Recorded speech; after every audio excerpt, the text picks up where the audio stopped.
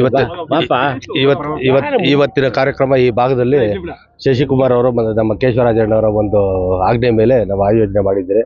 ಈ ಒಂದು ಕ್ರೀಡೆ ಪ್ರತಿಯೊಬ್ಬ ವ್ಯಕ್ತಿಗೂ ಬೇಕಾಗಿರ್ತಕ್ಕಂಥದ್ದು. ಇವತ್ತಿನ ಒಂದು ಲೋಕ ಜಂಜಡದಲ್ಲಿ ಮತ್ತೆ ಒತ್ತಡದಲ್ಲಿ ಕ್ರೀಡೆ ಮನಸ್ಸನ್ನು ತಲ್ಲಣಗೊಳಿಸ್ತದೆ. ಹಾಗೂ ಎಲ್ಲ ಒಂದು ಇದು ಕ್ರೀಡೆ ಅನ್ನೋದು ಒಂದು ಜನಾಂಗದ ಎಲ್ಲ ಜನಾಂಗದವರು ಒಂದು ಭೇದ ಭಾವ ಇಲ್ಲದೆ ಆಡ್ತಕ್ಕಂಥ ಆಟ. ಅದರಲ್ಲಿ ಶಶಿರವರು ಒಂದು ವಾರದಿಂದ ಪೂರ್ವಭಾವಿ ತಯಾರಿ ನಡೆಸಿ ಒಂದು ಕಾರ್ಯಕ್ರಮ ನಡೆಸಿದ್ದಾರೆ.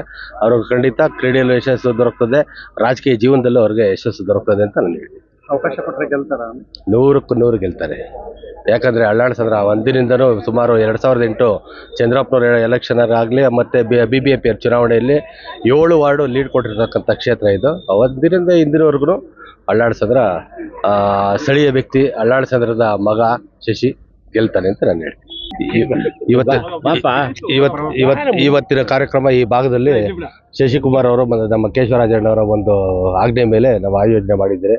ಈ ಒಂದು ಕ್ರೀಡೆ ಪ್ರತಿಯೊಬ್ಬ ವ್ಯಕ್ತಿಗೂ ಬೇಕಾಗಿರ್ತಕ್ಕಂಥದ್ದು. ಇವತ್ತಿನ ಒಂದು ಲೋಕ ಜಂಜಡದಲ್ಲಿ ಮತ್ತೆ ಒತ್ತಡದಲ್ಲಿ ಕ್ರೀಡೆ ಮನಸ್ಸನ್ನು ತಲ್ಲಣಗೊಳಿಸ್ತದೆ. ಹಾಗೂ ಎಲ್ಲ ಒಂದು ಇದು ಕ್ರೀಡೆ ಅನ್ನೋದು ಒಂದು ಜನಾಂಗದ ಎಲ್ಲ ಜನಾಂಗದವರು ಒಂದು ಭೇದ ಭಾವ ಇಲ್ಲದೆ ಆಡ್ತಕ್ಕಂಥ ಆಟ. ಅದರಲ್ಲಿ ಶಶಿರವರು ಒಂದು ವಾರದಿಂದ ಪೂರ್ವಭಾವಿ ತಯಾರಿ ನಡೆಸಿ ಒಂದು ಕಾರ್ಯಕ್ರಮ ನಡೆಸಿದ್ದಾರೆ.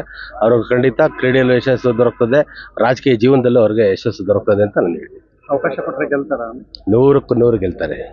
ಯಾಕಂದರೆ ಅಳ್ಳಾಡ್ಸಂದ್ರ ಒಂದಿನಿಂದನೂ ಸುಮಾರು 2008 ಚಂದ್ರಪ್ಪನವ್ರ ಎಲೆಕ್ಷನ್ ಆಗಲಿ ಮತ್ತು BBMP ಚುನಾವಣೆಯಲ್ಲಿ 7 ವಾರ್ಡು ಲೀಡ್ ಕೊಟ್ಟಿರ್ತಕ್ಕಂಥ ಕ್ಷೇತ್ರ ಇದು. ಒಂದಿನಿಂದ ಇಂದಿನವರೆಗೂ ಅಳ್ಳಾಡ್ಸಂದ್ರ ಸ್ಥಳೀಯ ವ್ಯಕ್ತಿ, ಅಳ್ಳಾಡ್ಸಂದ್ರದ ಮಗ ಶಶಿ ಗೆಲ್ತಾನೆ ಅಂತ ನಾನು ಹೇಳ್ತೀನಿ.